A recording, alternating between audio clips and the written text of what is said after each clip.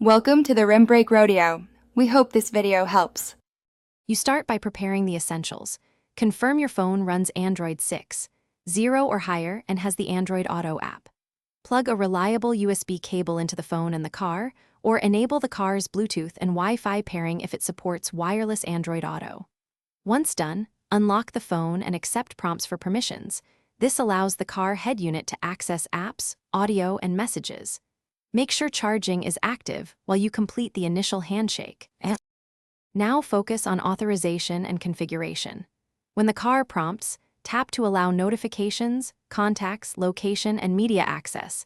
These permissions let apps display safely on the dash. Once connected, choose Android Auto from the car's source menu, then customize the app launcher order and voice assistant settings so frequently used apps are one tap away. If voice commands feel slow, toggle the microphone permissions and ensure the car's system firmware. Finish by verifying core functions. Start navigation, make a call, and play audio to confirm the interface works. If the car doesn't recognize the phone, disconnect and reconnect the cable, then reboot the phone and the head unit. Many issues clear after a restart. If problems persist, switch to a certified USB cable and clear the Android Auto app cache. One key troubleshooting tip: update both the phone OS and car firmware before doing a factory reset. That often resolves persistent pairing errors.